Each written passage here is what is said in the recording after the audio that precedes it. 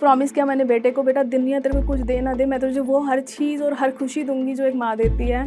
तुझे फादर की कभी कमी होने नहीं दूंगी। इस दुनिया ने हराया हमें मिलके। अभी उसने अपनी सेक्सुअलिटी क्या है वो एक्सप्लोर कर रहा था। यहाँ से शुरू हुआ उसकी पैंट्स पुल कर देना और उसके ऑर्गन्स का मजाक उड़ाना कि चेक करो ये गे है कि क्या है। एक छोटा सा मजाक एक 15वीं फ्लोर पे कूदने से मजबूर कर सकता है। आज मैं आप सबके सामने अपनी स्टोरी रखने वाली हूँ, जो स्टोरी आज तक छुपी हुई थी दुनिया से। एक मदर आपको अपनी स्टोरी बताती है आज लाइफ की, और उस बच्चे की जिसने ज़िंदगी को किस तरीके से जिया खूबसूरती से, और उसकी ज़िंदगी को सोसाइटी ने कहाँ से कहाँ ला करके रख दिया। मैं 24 इयर्स की थी जब मेरी शादी हुई। आई थॉट पापा एक दिन रिश्ता लाते हैं कि ये आरती ये है, जैसे कि हर फादर को अपनी बेटियों के लिए सुंदर परिवार बनाना होता है, आगे देना होता है। सेम पापा ने ट्राई किया कि आज बात करते हैं आरती से। पहले जो भी रिश्ते आ रहे थे कोई कैसा, बट ये था एक पर्सन जिसने बोला, जिनकी फैमिली ने, कि हम लोगों को ऐसा सिर्फ 2 कपड़ों में लड़की चाहिए। पापा सीधे मान गए। हमारी 40 दुकानें हैं। पापा ने कहा चल 40 नहीं तो 10 तो होगी, कुछ तो कहीं हद तक तो कुछ तो होगा, मेरी बेटी खुश रहेगी। चल नहीं भी कुछ करते तो शॉप से भी इनकम आती ही है, जो कि एक नॉर्मल इंसान की सोच है। पापा की बेटी सेम झूठ मूठ दिखा दिया गया, ये शॉप से ये शॉप है। पापा को बाइक पे घुमा के पापा ने विश्वास कर लिया, बड़ी जल्दी ट्रस्ट हो गया। गई वहाँ चीज़ें टोटली ऑपोजिट। बहुत कुछ छुपाया गया, बहुत कुछ झूठ बोला गया, बहुत कुछ। He was not earning. Mobile के चिप जो होते हैं ना वो सेल करते हैं। He was doing that work only. जो कि बोला था शॉप से हैं, ये है वो है। कोई बात नहीं, उस वजह से मैं शादी नहीं ब्रेक कर सकती थी ना। He was now life partner. I was spending the life there nicely. शुरुआत के महीने में हुई। मुझे बेड नहीं मिला सोने के लिए, मुझे गद्दे मिले, जिस गद्दे भी बड़ी एक गद्दा मिला कि इसी पे सोना है। मैंने कहा ठीक है, क्योंकि तुम्हारे पापा ने बेड नहीं दिया। अभी बेड अभी बन के आना था। उस समय के टाइम में 40,000 का बेड था, 10,000 के मैट्रेसेस थे। 2004 उस समय। फिर क्या हुआ, he was not taking interest in me because my body shape is this, my body shape is that. मुझे नहीं पता था कि मैं इतनी बुरी दिखती हूँ। मेरा कॉन्फिडेंस सारा ख़त्म करने की टोटली कोशिश की गई। He was watching FTVs that time. बहुत चलता था FTV। मैं रूम में एक कोने में और वो दूसरे कोने में FTV देखा करते थे। वो आकर के फुली वहीं पे टाइम स्पेंड होना। अगर मैंने कुछ ऑब्जेक्शन किया, कुछ मना किया तो मैं बोल ही नहीं सकती थी। एग्रेशन इतना ज़्यादा कि वो वॉयलेंस में आता था। मारपीट, हाथ उठाना धीरे धीरे बढ़ता गया। बट स्टिल परिवार बनाना है, घर वापस नहीं जाना, जो बेटियों को आदत होती है। पेरेंट्स को तंग नहीं करना, लाइफ आगे लेके जानी है अच्छे से। आई ट्राइड माई बेस्ट कि बने रिलेशन हमारा अच्छा। तो कुछ ऐसे आए मोमेंट्स की कोशिश हमने की कि अच्छे से लाइफ को आगे लेके जाएंगे। Then I with God grace I got conceived. पता चला कि मैं मम्मी बनने वाली हूँ। I was so happy. But ये नहीं पता था अब चीज़ें और असली रूप लोगों के दिखने शुरू होंगे वहाँ ससुराल वालों के। जो चीज़ मैं पहले से कर रही थी, ऑब्वियसली ये तो ह्यूमन साइकोलॉजी, ये सबको पता है कि अगर आप कंसीव कर लेते हो या आप फैमिली वे में होते हो, आपको कितनी सपोर्ट की ज़रूरत होती है, हस्बैंड की स्पेशली, फिर इन-लॉज की स्पेशली। वहाँ पर मुझे खाने के लिए तरसना पड़ता था। वहाँ रिवाज था कि 2 बार ही खाना खा सकते हो, तीसरी बार नहीं खाओगे, बनेगा ही नहीं। हमारे यहाँ तो बनता ही नहीं है। अब पहले चल गया, पर अब कैसे चलाऊँ? I was on family way, I need it. भूख लगती है बारी बारी। देन आई आस्क कि यार मुझे थोड़ा सा कुछ दे दिया करो पैसे, या कुछ मैं अपने लिए कुछ जूस पियाऊँ, कुछ फ्रूट खा लूँ, कुछ जो भी मन करे मैं खा लूँ। Said you are greedy, you are asking for money. मेरा हक नहीं है, मैं पत्नी हूँ, मैं शादी करके आई हूँ, मेरा हक नहीं था। छोड़ दो। वो भी बड़ा रिक्वेस्ट किया, तब जाके 5 रुपये दिन के, मुझे एक दिन के 5 रुपये देने शुरू किए। 5 रुपये टीवी के ऊपर रख करके चले जाते थे, कॉइन 5 रुपये का, 5 रुपीज़। उसमें से भी आरती क्या करती थी, रेडी पे खड़ी होके कभी एक सेब ले लिया, कभी ग्रेप्स ले लिए, जो जिस दिन मन किया, नहीं तो जूस थोड़ा सा ले आई। शॉप पे खुद चल के जाना, खुद ही करना। उसमें से भी हस्बैंड रात को आएंगे, वो बेचारे कैसे आएंगे, बचा के रखती थी साइड में, टेबल के ना, बेड के साइड में रख, उधर बैठते थे जहाँ सोते थे, साइड में रख देती थी प्लेट में। आया बंदा, उसने खाया, उसको मतलब नहीं कैसे बंदी ने क्या किया, सारा दिन क्या नहीं किया, क्या, चलो छोड़ो, वो भी बात खत्म हो गई। निकाला वो टाइम भी जैसे तैसे। डॉक्टर के पास जाने के लिए तरसना पड़ता था मुझे कि आज अपॉइंटमेंट है, आज चलना है, आई एम बिज़ी। ये छोटी छोटी चीज़ें बड़ी होती गई, मांग उनकी बढ़ती गई। हाथ, तो इस समय में हाथ ना रुकना वो बर्दाश्त नहीं होता था कि बंदा इधर से उधर धक्का मारता, उधर से उधर धक्का मारता, मेरे से अब नहीं बर्दाश्त हो रहा था। गुस्सा है माना, पर गुस्सा इतना ओवर होना कि आपको ये नहीं पता कि your wife is on your family way, तो उसको कैसे रिस्पेक्ट और रिगार्ड करना है, उसकी भी सुननी है। 7 मंथ में मैं वापस आ गई। यहाँ पे रिचुअल्स के लिए आना होता है पेरेंट्स के घर पर। मुझे नहीं पता था वो मेरा आखिरी मंथ होगा। तो मैं यहाँ आने के बाद अच्छे से यहाँ पे डॉक्टर्स को दिखाया, यहाँ पे और ट्रीटमेंट्स जो ज़रूरत होते हैं, विटामिन चीज़ें, खाना पीना अच्छा, बहुत अच्छा। पेरेंट्स तो माँ बच्चे की केयर करते ही हैं, जो मेरे पेरेंट्स ने की केयर, बहुत अच्छे से मुझे ध्यान रखा, और डॉक्टर से भी दिखाया करा, बहुत अच्छी सपोर्ट से मैं थोड़ी हेल्दी और अच्छा लगने लगा सब कुछ। वो 8 मंथ का टाइम था, 8 मंथ का बिल्कुल स्टार्टिंग फर्स्ट वीक था। डॉक्टर ने बोला हम दोनों माँ बेटा में से किसी एक को बचा सकते हैं, और हो सकता है दोनों भी ना बचे, क्योंकि सबसे रिस्की मंथ था, टाइम भी और कमज़ोरी भी थी थोड़ी सी। मेरे पापा मम्मी ने हाथ जोड़े कि हमें दोनों प्यारे हैं, हमें दोनों बच्चे चाहिए, दोनों चाहिए। डॉक्टर ने अपनी पूरी कोशिश की, और उसके बाद भी डॉक्टर ने बोला God can do everything, it's not in my hand, I give my best, मैं अपना सबसे अच्छा दूंगी। डॉक्टर ने बोला भगवान के हाथ में है, मेरे हाथ में नहीं है। और भगवान की कृपा से आरवी नॉर्मल हुआ, मेरी डिलीवरी नॉर्मल हुई, मेरा बच्चा नॉर्मल हुआ, डिलीवरी नॉर्मल हुई। मुझे गॉड ग्रेस मिला, गॉड का गिफ्ट मिला, मेरा बच्चा जिसका नाम मैंने देवांश रखा था। मैंने कहा तो किसी का नहीं है, तो भगवान का बच्चा उन्होंने दिया है, यू आर देवांश। तो यहाँ से उसकी जर्नी स्टार्ट हुई, मेरी ज़िंदगी में खुशियाँ आई, फूल खिले, ऐसे लगता था कि इतनी सुंदर लाइफ है। तो बेटे को लेके वो जब 4 महीने का हो गया, तो मुझे लगा कि बहुत प्यारा बच्चा है, शायद से बच्चे को देख के बाप का दिल जाग जाए और उसको एक्सेप्ट कर ले और प्यार उसको मिल जाए फादर का। तो कोशिश करने के लिए मैं गई दोबारा। कोर्ट में आपको पता है केसेस हम जब भी डालते हैं, हर किसी को पता है क्या हाल है दुनिया में, धक्के खाते रहो, चक्कर काटते रहो। और पापा के भी इतना फाइनेंशियल इतने स्ट्रॉन्ग उस हिसाब से नहीं होते थे कि, जो कि मुझे पता चला भी और दिखता भी था कि पुलिस बिक जाती है, एडवोकेट्स बिक जाते हैं, ये चीज़ें सारी दिखती थी। मैंने कहा ये चीज़ों के लिए हम नहीं बने हैं, हमें कोई कोर्ट के चेहरे चक्रों में नहीं पड़ना है, हम अपनी लाइफ अपना अच्छे से निकालेंगे। मैं लेके गई इस उम्मीद से। एंड ठीक है, कोई बात नहीं, सॉरी बोलने से भी कुछ होता है तो बोल दो sorry Aarti, I felt sorry, कि चलो कुछ भी बुरा लगा हो कोई बात नहीं। पर मुझे मना कर दिया गया कि आरती अब चीज़ें नहीं हो सकती सेट, मेरे हाथ में नहीं है, मैं नहीं कर सकता, मुझे साफ मना किया। बस तब से अपना मन पक्का कर लिया अपने बेटे को अच्छी लाइफ देने का और स्ट्रांगली इसको आगे ले जाने का, बहुत सुंदर ज़िंदगी देने का। उसको प्रॉमिस किया मैंने बेटे को, बेटा दुनिया तेरे को कुछ दे ना दे, मैं तुझे वो हर चीज़ और हर खुशी दूंगी जो एक माँ देती है, तुझे फादर की कभी कमी होने नहीं दूंगी। अपनी तरफ से कोशिश की मैंने, जितना कर सकती थी उस लेवल तक उन चीज़ों को मैं लेके आई। पर इस दुनिया ने हराया हमें मिलके। बहुत सारे हज़ारों चैलेंजेस आए, अनगिनत, बट ठीक है, एक strong women happily living life with a child, उसको कभी परेशानी नहीं पता चलने दी ज़िंदगी की कि कितने गंदी दुनिया है। वो इतना खुश रहता था, हम दोनों की लाइफ बहुत अच्छी शुरू हुई। हमने क्या किया, वो 1.5 साल का था देवांश, उसको मैं लेके बोर्डिंग स्कूल में चली गई। बोर्डिंग स्कूल्स का एटमॉस्फेयर बहुत ही प्यारा, बहुत ही अच्छा। वहाँ पे एक टीचर्स को फ्लैट मिलते हमें मिला, और बेटे को भी हम साथ में रखा मैंने।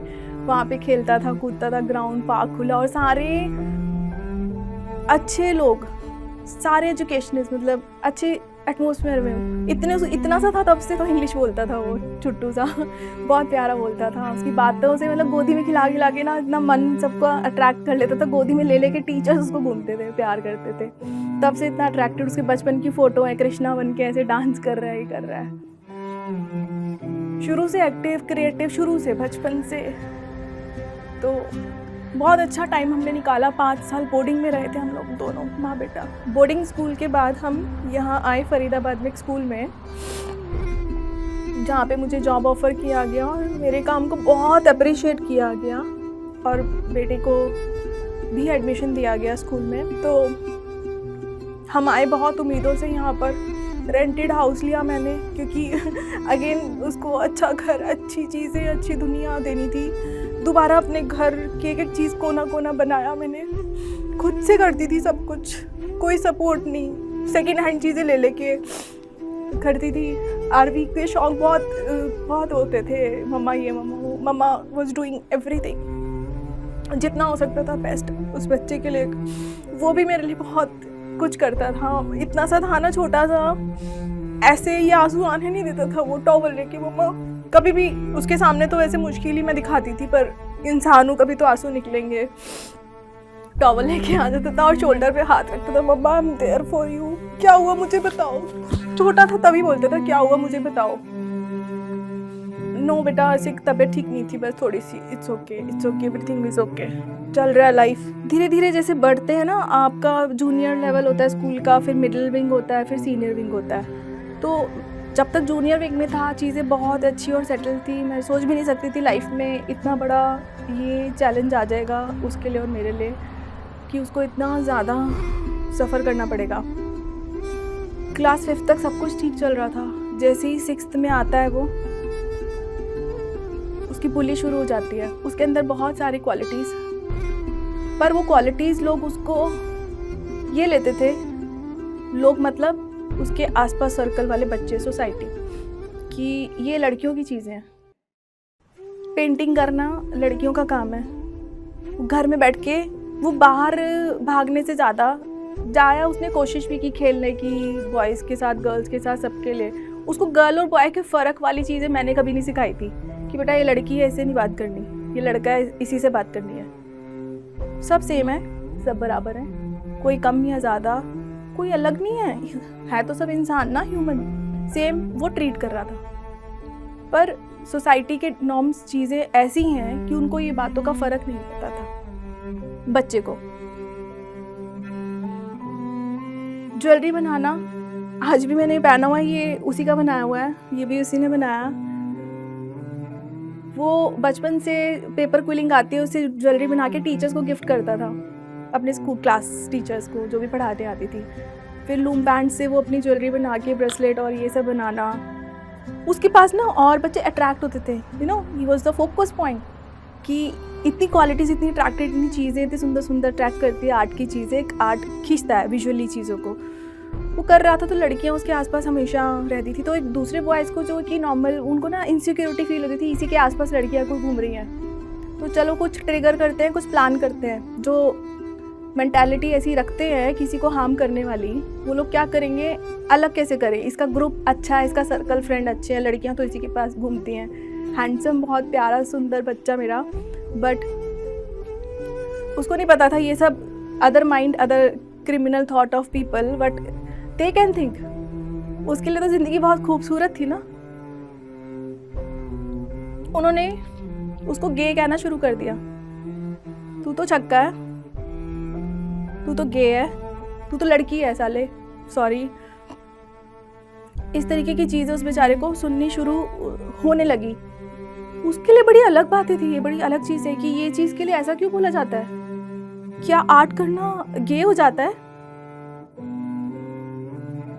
क्या लड़कियों के साथ बैठना ग्रुप में तो वो बॉय लड़की हो जाता है, उसकी सेक्सुअलिटी बदल जाती है। वो ना अपने आप को बाहर निकाल रहा था, उभर रहा था बहुत अच्छे से, कि मैं कॉन्फिडेंटली जी सकता हूँ इस दुनिया में ना। मम्मा टॉप्स पहनती है, मैं भी पहन रही हूँ, लड़कियाँ नेल पेंट लगाती है, मैं भी लगा रही हूँ, तो उसमें क्या ऐसा अलग हो रहा है, मैं ऐसा क्या अलग कर रहा हूँ। उसको नहीं था अलग का मतलब, इसका मतलब अभी उसने अपनी सेक्सुअलिटी क्या है वो एक्सप्लोर कर रहा था। उसने बोला मम्मा मुझे नहीं समझ में आ रही है मैं क्या हूँ या क्या मुझे करना है। मैंने बैठी उसको समझाया, जो तुम्हें करना है, जो तुम्हें सोचना है सोचो, मुझसे क्या हेल्प चाहिए। Mama I wanted to explore. Okay बेटा करेंगे, क्या बात, क्या करें उसमें, मैं क्या करूँ, कुछ नहीं।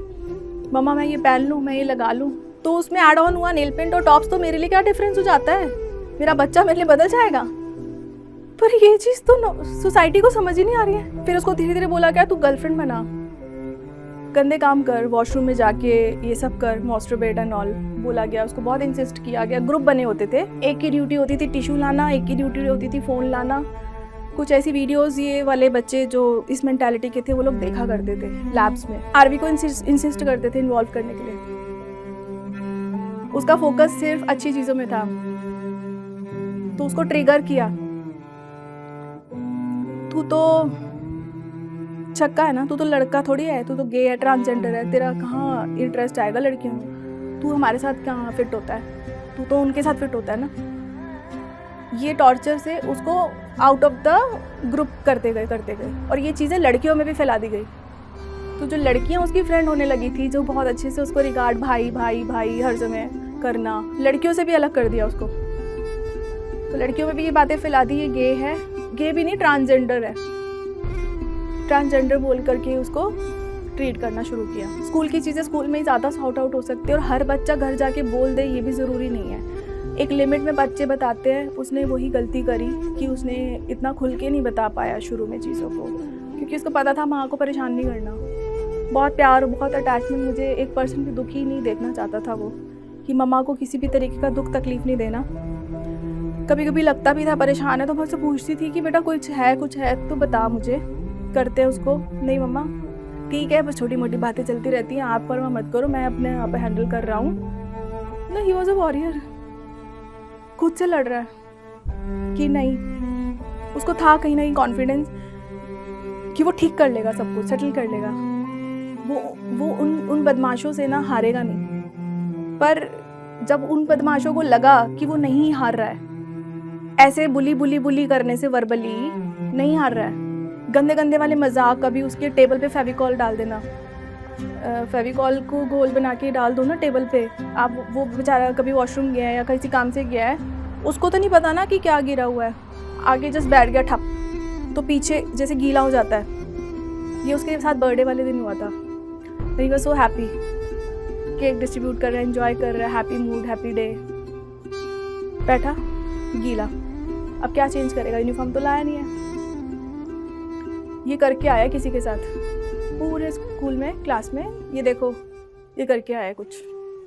इस तरीके के हद के गंदे मजाक, गंदी चीज़ें बहुत सारी उसने बाद में मुझे बताई कि ऐसी ऐसी हरकतें लड़कों ने की है, किस तरीके की सोच। बुली को ना रोकने से, उस बुलिंग के ऊपर स्ट्रॉन्ग एक्शन ना लेने से उन लोगों की, उन बच्चों की हिम्मत इतनी ज़्यादा बढ़ गई कि अब वो सेक्सुअल हरासमेंट और सेक्सुअल असॉल्ट तक आ गए बेटे के, क्लास 7th 8th में आते आते। यहाँ से शुरू हुआ उसकी पैंट्स पुल कर देना और उसके ऑर्गन्स का मजाक उड़ाना कि चेक करो ये गे है कि क्या है। और भी बहुत कुछ, मैं नहीं बोल सकती खुल के हर चीज़ कैमरा में। ये सब वॉशरूम में होता रहा और छट से करके कोई भाग जाता था, कोई इधर भाग जाता था, कोई लिख करके उसके कान के पास भाग जाता था, कोई अपना बॉडी इनएप्रोप्रिएट पे टच करके उसके साथ भाग जाता था। मज़ा आया बोल के कान में, कैसा लग रहा है, मज़ा आया ना तुझे। और वो पीछे मुड़ के, वो तो वॉशरूम जा रहा है, उसको कोई बोल के जा रहा है कैसा लगा, मज़ा आया, वो पीछे मुड़ के देखता मम्मा कुछ नहीं है। ये रोते रोते मेरे बच्चे ने मेरा हाथ पकड़ के बताया था। क्लास 9 के जब पेपर खुलेंगे ने प्लान बना लिया था कि आज तो इसको मास ग्रुप में छोड़ेंगे नहीं और कुछ ऐसा करेंगे कि दोबारा ये उठ ही ना पाए, क्योंकि इतने सालों से थोड़ी वाली हिम्मत करके वो लड़ रहा है, बता भी नहीं रहा घर में क्योंकि वो निकल पा रहा था। पर इस 9th में ऑनलाइन के बाद जब ऑफलाइन पेपर के लिए वो गया, फाइनल एग्जाम के लिए, वो अपने आप को नहीं बचा पाया। फाइनली वॉशरूम में उसको पुल करके, उसके हाथ पकड़ के, किसी ने हाथ पकड़े, किसी ने पट्टी बांधा आंखों पे, किसी ने कान में कॉटन बॉल्स डाला, किसी ने कपड़े रिमूव किए, किसी ने कुछ किया, किसी ने मास्टरबेट कर दिया उसके ऊपर। वो सब उसने मेंशन किया है। मुझे नहीं पता था कुछ भी, घर आने के बाद भी नहीं बताया उसने कुछ भी। ये बात उसने छुपाई और 3-4 महीने तक।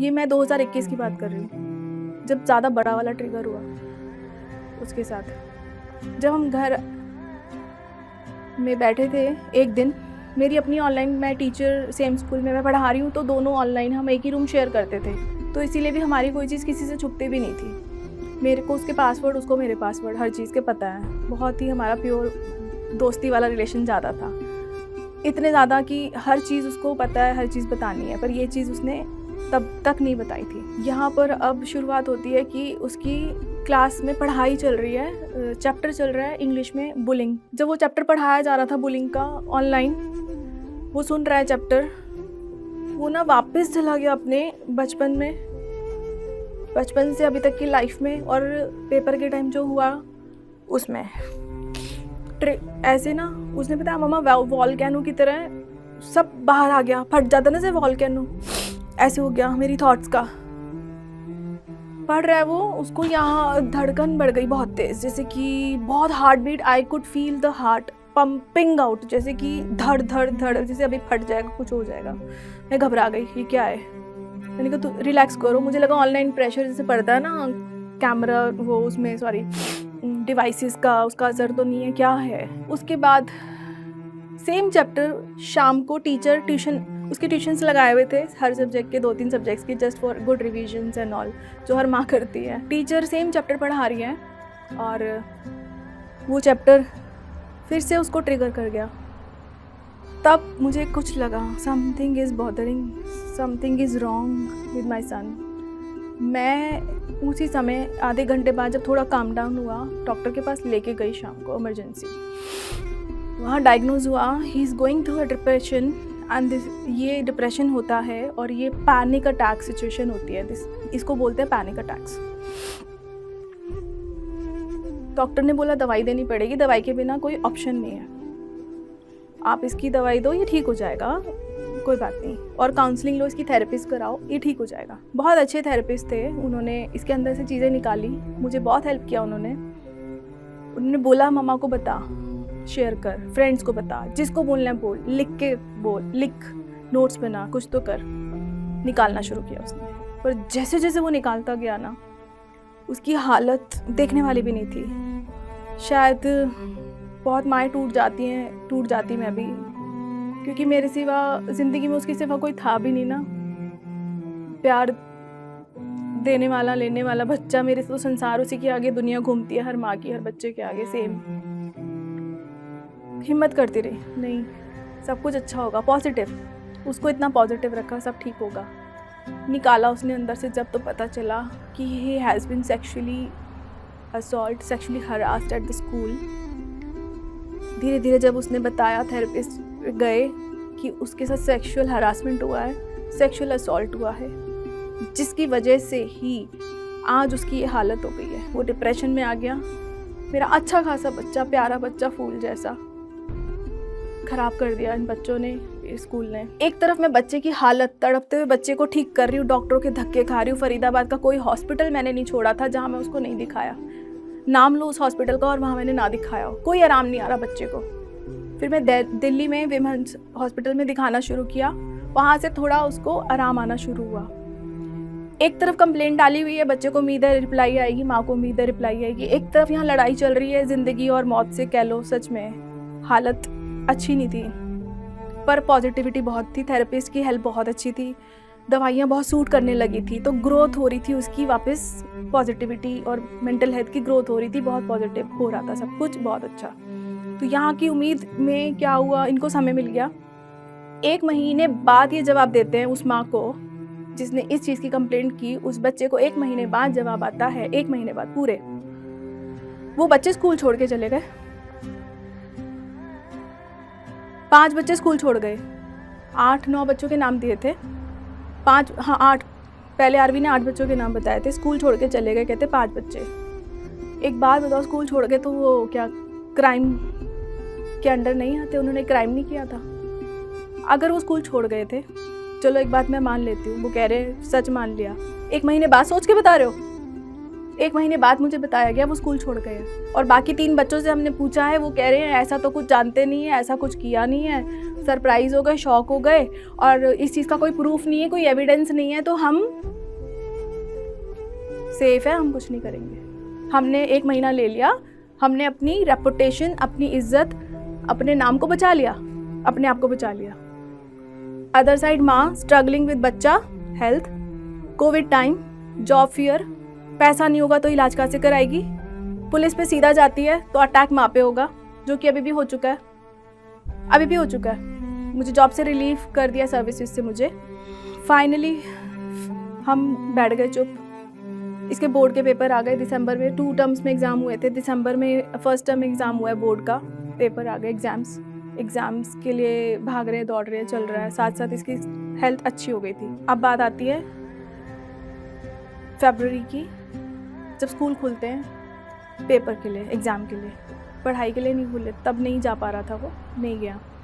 एग्ज़ाम के लिए जाना ज़रूरी था, वो गया। पहले दिन बच्चा खुश होकर स्कूल जा रहा है, दोस्तों से मिल रहा है हैप्पीली, वो किसी को क्या गिफ्ट दे रहा है, किसी को क्या गिफ्ट दे रहा है, he was so happy. Paper के रूम में जाता है, एग्ज़ाम रूम में अकेला, पूछता है ma'am where is a scribe. क्यों चाहिए आपको? ये रिप्लाई टीचर का, और ये बोला गया कोई डिसेबिलिटी कुछ नहीं होती है, यू आर स्ट्रॉन्ग बच्चा, you can do it. Strong बच्चा, जान ले लोगे उसकी पेपर के पीछे। माँ को बता देते स्क्राइब नहीं दे रहे, माँ मरने के लिए स्कूल नहीं भेजती बच्चे को। मेरी मेहनत जिंदगी भर की बर्बाद कर दी, मेरी दुनिया बर्बाद कर दी। एक फ़ोन कॉल नहीं कर सकते थे। ये रिस्पॉन्सिबल स्कूल का रिस्पॉन्स है। आप बोलते हो आप रिस्पॉन्सिबल स्कूल हो, बड़े बड़े स्कूल्स, क्या रिस्पॉन्सिबिलिटी है आपकी आज? आपको माँ को इन्फॉर्म नहीं करना था स्क्राइब नहीं मिलेगा? नहीं दिया उस बच्चे को, मांगने के बाद भी स्क्राइब नहीं दिया। उसको बोला गया तू कर, उस बेचारे को फिर से start episode anxiety, just because एक तो वो फोबिया जिसको वो भूल रहा था वापस स्टार्टेड रिकॉलिंग। ये 16 तारीख की बात है। घर आके फिर मुझे 2 बार माँ को इन हाथों से वापस दवाइयाँ देनी पड़ी, अपने बच्चे के मुंह में वापस डालनी पड़ी जो दवाई छूट चुकी थी। ऐसे लगता था कि क्या करूँ। रो के मैंने स्कूल की काउंसलर को फ़ोन किया, प्रिंसिपल एचएम से तो थक गई थी बोल के। ऐसा लगता था भीख मांग रही हूँ इनसे, कुछ मांग रही है बच्चे के लिए जा रही हूँ ना, भीख मांगने जा रही हूँ। अब ये लगता था जैसे मैं क्रिमिनल हूँ, मैं बहुत बड़ा क्राइम कर रही हूँ इनके पास जाके। एहसान दिखाते थे हर चीज़ का। मैंने कहा ये क्या हो रहा है? आपको पता है कितनी बार, मतलब ट्रॉमा मेरे लिए कितना था। मेरा बच्चे में डिसेबिलिटी है, मैं बोलने कितनी बार बोलूँगी, कितनी बार बताऊँगी स्क्राइब दे तो, कितनी बार बोलूँगी हेल्प दे तो। कैसे फील होता होगा मुझे। किया, मेरी तो खैर किसी को परवाह नहीं, बच्चे की परवाह नहीं, किसी की भी नहीं थी। मैंने कहा ठीक है। 16 तारीख की बात बताई मैंने, काउंसलर नहीं मिला, माँ ने फ़ोन किया, रिक्वेस्ट की, कोई रिस्पॉन्स नहीं। ये बोला जा रहा है हाँ मैम करते हैं, हाँ जी देखते हैं, क्यों नहीं है देखते हैं। तब ये जाग गए कि बच्चे को हेल्प करनी है। मिला, अगले पेपर में मिला, उसके अगले पेपर में भी मिला, 2 पेपर में। फिर बात आती है 4th पेपर की, जो कि साइंस का आ गया, न्यूमेरिकल्स। उसने रिक्वेस्ट की मैम से, कोऑर्डिनेटर से, एकेडमिक कोऑर्डिनेटर से, क्योंकि सिंपल टीचर्स की बातें तो मानी नहीं जाती। एकेडमिक कोऑर्डिनेटर को स्पेशली रूम में, क्लासरूम में आई 2-3 बार उसको टॉर्चर किया। Just torture in the sense हम नहीं दे सकते ये हेल्प, ऐसा कोई प्रोविज़न नहीं है इस हेल्प का, हम कुछ नहीं कर सकते। आपको जो आता है कर लो, जो नहीं आता अपनी चॉइस पे छोड़ दो। नहीं दी हेल्प। कितने पेपर खराब हो गए? आउट ऑफ 4 2 एग्जाम्स, जो कि उसको आता था सब कुछ। घर आके वो मैसेज करता है I am dropping this year ma'am just because of you. CBSE को अब मैं खुद लेटर लिखूंगा। ये मैसेज उसका लास्ट मैसेज था उस टीचर को। तो ये जो 4 एग्ज़ाम्स थे उसके स्कूल में जाके उसने दिए। उसके बाद 5th एग्ज़ाम जो उसको देना था, जाना था उसको डर था अब क्या होगा। अब उसने पूरा तय कर लिया कि अब उसकी लाइफ, या वो लोगों को, दुनिया को अब कुछ नहीं समझा सकता, ना लड़ सकता है। अब उसकी हिम्मत टूट गई, जो कि हिम्मत बहुत बनी थी, सब कुछ ठीक था, सब कुछ बहुत अच्छा था। वापस पेपर ने उसकी जान ले ली। He decided to come into society की 15th फ्लोर से he has jumped it। मैं आती हूँ, उसके बाद मुझे फ़ोन आता है। मैं पेरेंट्स के पास थी तो मुझे फ़ोन आया कि जल्दी आओ। मैंने कहा क्या हो गया। कहीं ना कहीं इनसिक्योरिटी तो हर माँ को थोड़ी सी होती ही है, बट इतना बड़ा स्टेप बच्चा कर लेगा ये तो मैं ज़िंदगी में भी नहीं सोच सकती थी कि ये ऐसा कर लेगा। इसने कर लिया, इतना हिम्मत वाला बच्चा मेरा ये नहीं कर सकता ऐसे। विश्वास ही नहीं हो रहा था तब तो। मैं खुद अकेली गाड़ी चला के आ रही हूँ हॉस्पिटल और बात करने का मौका ही नहीं मिला उससे। कि रोक लेती, समझा लेती उसको, मैं ही दुनिया की तरफ से उससे माफ़ी मांग लेती। बेटा माँ तो है, तेरा साथ दे रही है, कोई दे ना दे माँ खड़ी है इस माँ। खैर उसका सुसाइड नोट पढ़ के आप उसकी फीलिंग्स, इमोशंस सब उसने क्लियरली लिखा है।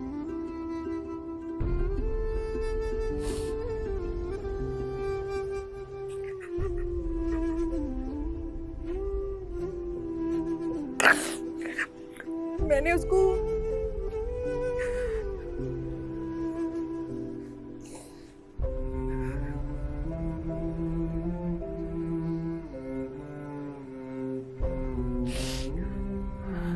मैं अपने डिवोर्स के टाइम पे कुछ नहीं कर पाई। तब लगा नहीं, लड़ाई नहीं लड़नी, बच्चे पे क्या असर आएगा, उसकी लाइफ आगे बढ़ानी है, उसको आगे ले जाना है। बहुत कुछ चल रहा था, पापा को तंग नहीं देखना चाहती थी, किसी पे भी परेशानियां, इवन उस आदमी के लिए भी सोचा जिसने डिवोर्स दिया, उसकी क्या लाइफ होगी। हमेशा दूसरों का सोचती रही, अपने से ज्यादा अपने आसपास वालों का सोचती रही। और ये पता था कुछ होने नहीं वाला है, पुलिस ने कुछ नहीं करना है, ये पता था, तब भी पता था। आज नहीं पता है, आज नहीं छोड़ूंगी। अब इस बच्चे के जाने के बाद इसकी सेक्रीफाइस को मैं वेस्ट नहीं जाने दूंगी। मैं नहीं चाहती ऐसे और बच्चे करें सेक्रीफाइस लाइफ में, कभी सोच भी लें ऐसा, ये सोच गलत है। अपने इसलिए स्टैंड लेना इज़ वेरी वेरी इम्पॉर्टेंट। अपने बच्चे के लिए स्टैंड लेना दुनिया में सबसे ज़्यादा इम्पॉर्टेंट है। कहीं ना कहीं वो गिल्ट अंदर से लगता है कि वो चाहता था इंसाफ मिलना, अब तो वो है फिजिकली नहीं है, पर वो मेरे पास हर समय है। वो मुझे पावर देता है, एनर्जी देता है, शायद वही है जो मुझे गाइड करता है as a angel. He is with me always, ऐसा लगता है मेरे साथ है। तो उसको तो मैं इंसाफ दिला के रहूँगी, आखिरी सांस तक लड़ूंगी।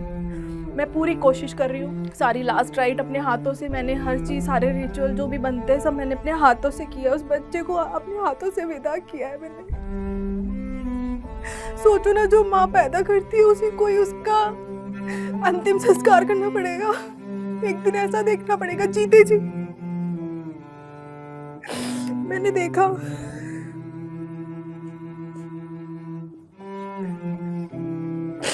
क्योंकि बाप नहीं था ना उसका,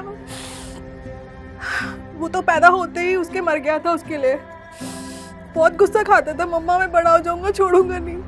हमारी लाइफ बर्बाद कर दी इस आदमी ने। शुरू में बोलता था बहुत, मैं उसको पॉजिटिव करती थी, बेटा लाइफ है, सब कुछ आते हैं चेंजेस, इट्स फाइन। सेटल था वो बहुत अच्छे से।